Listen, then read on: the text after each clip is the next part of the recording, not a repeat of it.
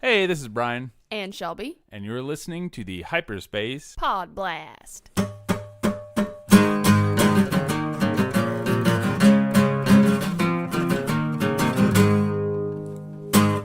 Aren't you a little short for a podcast? Huh? That's a good one. That's the we have a fantastic guest fanfare. Woo! Or that our recording equipment works. Yeah, and that we actually got everything to work, knock on wood. But anyway, we have a very special guest with us today, everyone. It is the one and only author extraordinaire, Michael Moreci. Hey, how's it going, guys? Did I pronounce that right? No, you did. You nailed it. You got it. Okay, good. So first and foremost, thanks for being on the show, and congratulations on your upcoming canonical Star Wars debut. How exciting is that? Well, yeah, thanks. Happy to be here. Thanks for having me on, first of all. And, yeah, thanks for the kind words. You know, this is literally, the definition of a dream come true. I wanted to write Star Wars. I would like to say since the movie, came out, but that would actually be a lie. Because, like I was, you know, actually Empire came out like a few weeks before I was born. But even seeing the movies, I think the biggest thing for me though, like in terms of like getting it in my head that I could write Star Wars was, and I'm sure a lot of people share this, but was Timothy Zahn's Thrawn trilogy, and that's what really started for me. I was like, this is a thing you can do, and that was I believe I was 12 maybe when that came out. Yeah, I want to write it. This is what I want to do my whole life. And, here I am. That's awesome. That's literally, I'm jealous. I think probably everyone listening to this is jealous that's ever picked up a pen or at least tried to write more than a tweet. More than a tweet. Not many people. Yeah, who knows how many people that actually is that listen to us. What can you tell us about what you've been working on in Star Wars, if anything? Oh, no, happy to share. So there's an initiative that Lucasfilm is launching that they announced. You probably have heard of it. It's called Flight of the Falcon, which I'll explain for anybody who hasn't heard of it. Flight of the Falcon is basically this really cool, again, using the word initiative, that's going to trace the story of the Millennium Falcon, the stuff that we haven't seen already in books, comics, movies, shows. It's going to trace the Falcon from Solo, the film Solo, all the way to a little bit past The Last Jedi. So there's two middle grade novels. There's like a choose your own adventure book. I think there might be a little bit more. But I know those for sure. I mean, the biggest like parts of it in terms of like story, I believe, are those books. And then my part, which is the IDW comic series, which is Star Wars Adventures, and I'm writing 6 parts, which ties into the novels, like fits in the space between, then caps off the entire story at the very end. So it's a cool thing. It's a big comprehensive thing that, again, stretches across comics and books, and there's cool writers and cool artists involved, and it's going to be a fun thing. The Falcon's such an iconic ship, arguably, I think, the best ship in all of fiction. So it's cool to see like stories that are really about the Falcon, not necessarily about one character or anything like that. It's just exclusive to like, here's where the Falcon has been. Here's where what the Falcon has done. And I think it's going to be pretty fun. I just turned in the second script, my first script. I think it's safe to say, but I'm excited about it, so I'm just going to say it anyway. It centers on, our favorite, or at least my favorite, Agent Callus and his experience with the Falcon. So it's going to be a ton of fun.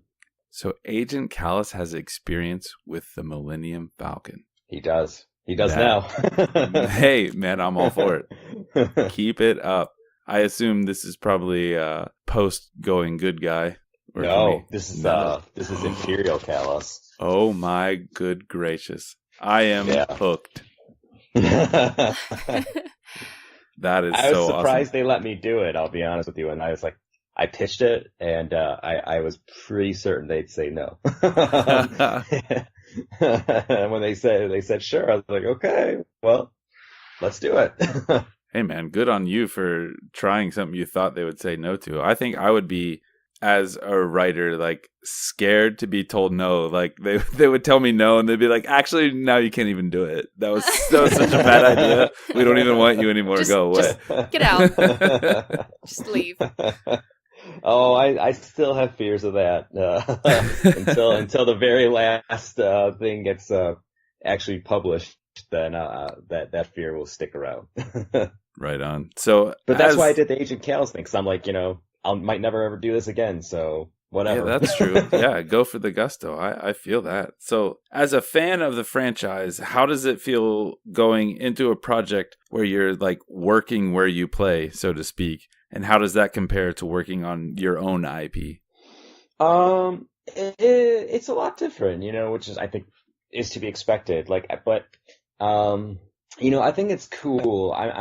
First of all, I'm just obviously elated and thrilled and just, beyond words to even be doing this as a fan, Right on. And that's the first and foremost, most important thing to me. Like, I have loved Star Wars my entire life. I have a Star Wars, Rebel, Alliance sigil tattooed on my forearm, I legit, am dedicated to Star Wars. And, I think this is like, just, I don't know, it's hard to even put into words, but like doing it adds, I thought going in they would add a certain amount of pressure that I'd just be like freaking out and being like, paralyzed by the enormity of it all, and while I do take it seriously, it's also kind of like I breathe and rest, pretty easily because I'm like, I love this. I know this stuff. Like, I know Star Wars better than I know anything. So like, I feel comfortable where, I've worked on different properties. I've worked on stuff where, I've taken the gig to write. I won't name names, but I was like, gotta get a paycheck, and like, I was like, and then, I'm thinking of a story. I'm like, oh God, what do I have to say about this thing, And, not that I'm proud of that, but, again, we all gotta eat. Yeah, for sure. But here I'm like totally comfortable and just, there's a certain sense of ease. I mean, there's pressure as well. I mean, I want to do well as a fan. Like, our expectations are always to have the best stuff. We want to have the best stories, So as a fan, I want to satisfy. As a writer, I want to satisfy the fan part of me. That's like, it has to be the best. It has to be the best story told the best way. And so there's that. But like, it's to answer your other question. Like in terms of like my own IP that I do, it's different in that sense because like there's the fandom aspect of it, and which I'm part of in Star Wars. Whereas my own IP, there's not that sort of aspect to worry about. There's still the same pressure to tell the best story possible in the best way, but I don't have that sort of like third eye looking at things, being like, okay, well, what is a Star Wars story? There's no like sense of like, with my comic, Wasted Space, or with Black Star Renegades novel I've written, like there's no sense of like, what is a Black Star Renegade story? What is a Wasted Space story? It's what I make it. There's no one else to disagree with me. Right. So Star Wars, as we've seen, there's potentials for people to disagree with what is and isn't a Star Wars story, as Last Jedi has taught us. A little bit. Not that I'm like Maybe. opening that for yeah.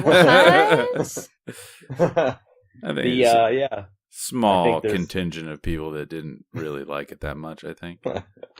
Yeah.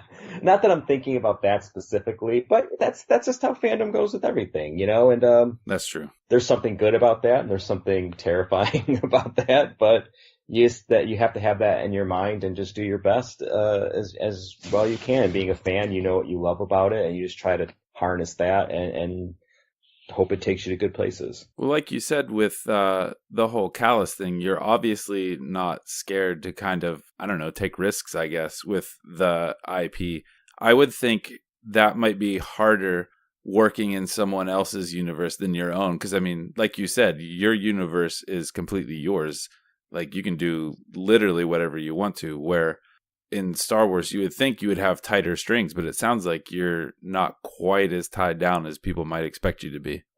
No, Lucasfilm has been really great, and I thought it would be a little bit more rigorous. I mean, they've given me guidelines and they've been clear on what they expect and what they want to see, but they've also like given me the creative freedom to say, okay, well, pick pick what characters you want in this story and what you want in this story. And they've sometimes said, no, we can't use this, this person or this story or setting for, X, Y, and Z. And it's always made sense. But they've been clear, and they've given, and I've heard this from other writers, they give the freedom for you to go and tell your story within reason. It's like, you can't, like, there's, that you have some sort of restraint to you, but like a reasonable Star Wars story. And when I came in, like I said, the first part centers on Kallus, and I was like, I love Kallus. I love Agent Kallus. And I think him encountering a young Han Solo, the Solo film Han Solo, I thought would just be such great chemistry between them. You have like this uptight Imperial officer going up against, this young, arrogant, brash Han Solo who's still kind of, learning the ways of the galaxy and stuff like that. So I thought this would be a great, confrontation between them. And there's such great chemistry that they can have off each other. And, that's what I pitched to Lucasfilm, and they agreed, and they let it happen. They let the script be, what I made it. And it's been great. Like I said, they let you make your own successes, and when you miss the mark, they tell you why, and you can't ask for really anything better than that. Absolutely. Yeah, I would like to go on record as saying I agree that is a fantastic idea, and it definitely should be explored, and I'm glad you're doing it. Well, thank you. It's coming next month. So. Oh, that's cool. Very nice. So, Michael, when you aren't working in the Star Wars sandbox, how does being a fan and being inspired by the franchise show through in your own creations? Well, I think, well, for sure, I mean, directly, my novel, Black Star Renegades, is unabashedly, a Star Wars homage. Like, I have made no effort to hide how much it's it riffing on Star Wars. I think it's a very close mirror, but also in a way a deconstruction of some of the tropes. But even still, deconstructing the tropes is an acknowledgement that the tropes exist. True. So it's hard. I mean, I feel like the Star Wars storytelling, that space adventure story is ingrained in my DNA, as who I am as a person and as a storyteller. So when I'm off doing my own thing, which I've done, forever up until like the last X amount of months that I've actually done the canonical Star Wars thing, it's always been there. Especially like I said, Black Star Renegades is a Star Wars book that's just happens to not be a Star Wars book. Yeah, I can attest to that. It definitely evokes that Star Wars feeling, but it does, I don't know, maybe a quarter or even less into it. It kind of veers off and really becomes its own thing. At least I found. And I thought that was pretty great. Like it kind of puts you in that, I could be reading a Star Wars story right now. It's just like, this instead of that type thing. But yeah, it really becomes its own thing, and it's a fun read. I recommend it to people, so definitely read it. Oh, thanks. Yeah, I mean, that was the goal, is like just to. I mean, there's not many stories like that, unfortunately. I mean, I think that it's weird. This is a conversation I had with the editor of the book. It's like, if you look at Lord of the Rings, post Lord of the Rings, there's like a trillion Lord of the Ring books, right?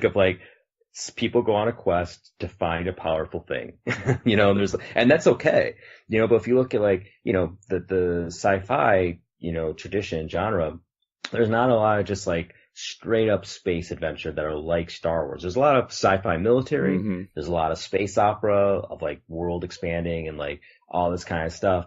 There's a lot of, different kinds of sci-fi that I can mention, but there's no real kind of just space adventure. I remember this bad review I got where people were like, this science doesn't work in this book at all. And I was like, man, you opened the wrong book. As a scientist, it's like, come on. I hate when I hear those well, actuallys, Yeah. Well, thank you for it. It made me feel a lot better. I mean, I wouldn't recommend sending it to Neil deGrasse Tyson or anything, but most people can kind of turn a blind eye to the fact that, there's sound in space and things like that. We're just trying to have fun here. Calm down. Yeah, exactly. I mean, and I feel like what we know about space in general, the way, the science of space evolves so much that, you can be you could be on point when writing and off point by the time it gets published, True. So it's like, not that I'm saying don't bother, but like, I mean, we're still learning so much, and it's just kind of weird that we have a standard that should be scientifically accurate. Well, the idea of science fiction in itself, though, is what inspires a lot of scientific research. So it's like what if we could do that? And how could we do that? Totally. Yeah. You're absolutely right.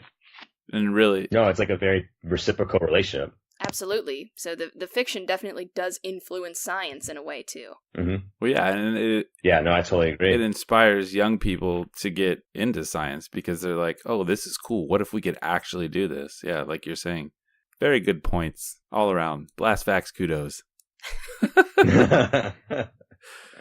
So moving on, does your Star Wars inspiration ever give you a sense of having blinders on, or does it work more like a muse, like enabling you to focus on your own vision? I think you've kind of answered this already, but I'm going to pose it anyway because I'd written it down.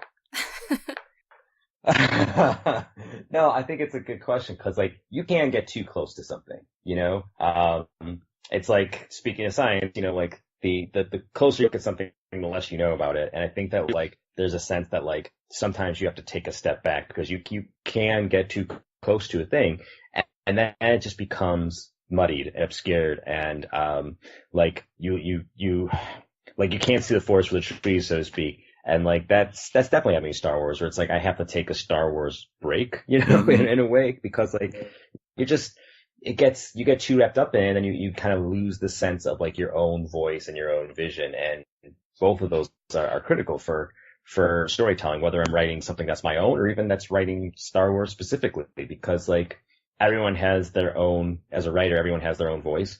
And that is why Lucasfilm hired me. And they didn't hire me just because I love Star Wars. They hired me because they like my voice as right. At least I'm making the assumption. I hope so. Yeah. If they hired you because you love Star Wars, they would have to hire like 5 million other people too. So I think there's probably a little more to it than that. Well, thank you. I hope so. But yeah, I mean, so like you can lose yourself, and you can lose objectivity, as well, and like really kind of grasping what the story is if you just get too deep in minutia. And that's I've fallen into that trap before, where like I was like really sweating, like, how am I gonna do this story? Like I gotta go back and I gotta read the original Marvel Star Wars comics, and I gotta reread X, Y, and Z of Star Wars, and the solo trilogy. I go reread that, and like it's like I do this all the time, and it's a very like mistaken path, because like it just confuses you. You just get too close, and then you're like, you have all this stuff in your head that now you can't really make sense of. It's all Star Wars, but it's also like it's this Star Wars and that Star Wars and different versions and canon and not canon, comics and books and movies, and like you just lose the sense of like just lose the handle on it. So you can get too close to a thing, and you can like get lost in it. So you do have to take that step back, like for the sake of the thing, for Star Wars, and for your sake of your own voice and the own things that you want to do. So while I'm inspired by it, I do realize I do have to, as hard as it is, I have to kind of sometimes keep it, at arm's length to maintain my own integrity about what I'm doing. Right on. Yeah, that makes complete sense. So as kind of a counter question, when you're working on Star Wars, what outside influences have you drawn upon to sort of craft something in that universe? The Star Wars that I'm writing right now? Yeah. Mm-hmm. You mean? Oh, okay. Let's see. That's a good question. A lot of the stuff, it's been, so the Star Wars that I'm doing is Star Wars Adventures, is like the middle grade reading, for, ages 7 to 12-ish, but, everybody reads it. I mean, I read it. Right. Yeah. I think they're great. But a lot is like trying to get the tone, and trying to get the focus on that. So, a lot of stuff I've been looking at, who I think is great, Rick Riordan. Oh yeah. Has a great middle grade voice. Yeah, he's great. I mean, those Percy Jackson books, yeah, need no introduction. I did, I'm a 7th grade teacher, and we did like our get to know your class. So I was asking him like favorite book and things like that. And like The Lightning Thief came up at least 4 times in every class. So yeah, he's definitely working with something good. Oh, Yeah, I mean, he's magical. You know, I mean, like I don't know how he manages all these universes that he's juggling Hmm. and does them all so well and creates such vivid characters. But I mean, he's a guy I looked at in terms of like just he's just so great. He doesn't like not that middle grade books talk down. I'm not saying that, but like he really doesn't. He's telling the story that is for seventh grade, eighth grade, freshman, sixth grade, stuff like that. And I feel like he is writing in a way that's like clear and to the point, but it doesn't feel childish. Right. It's And I think accessible, but that's it's not, like you said, it's not kind of like trying to write to a certain level. right, right. It's finding the best of both worlds, I guess, in a sense of like it's made for that, but like it transcends it at the same time. And that's what I want to try to do with Star Wars Adventures, you know, these stories, because like yeah, it first and foremost, this is for kids. Like this is for, you know, those 7 to 12-year-olds in that ballpark. And that's who this is for. But also I want it to be, you know, read and enjoyed by all Star Wars fans, because if they're like me, and I'm sure like you guys as well, like we, you know, absorb and read and you know, go after everything that's, you know, published or released. So I wanted to connect in that way. I think that is natural to me, like to do like the, you know, a little bit older of an age, but I also want to prioritize like having the voice, you know, be something like a Rick Riordan that's made for that age, but also is not written down in a sense. Right on. That makes perfect sense. I like it. I'm like so looking forward to this comic now. You have no idea. Well, thanks. Me too. I'm excited as well. So you kind of touched on this earlier, but if you were tapped to write for an IP that you weren't aware of or not necessarily a fan of, do you think it would be more or less difficult than working in a universe you know and have loved for so long? I guess it's more like, does your motivation come from, like you said before, just paying the bills or, you know, putting food in the old tum-tum? Or is there a possibility that it could become interesting to you even though it's not something you've, you know, been familiar with?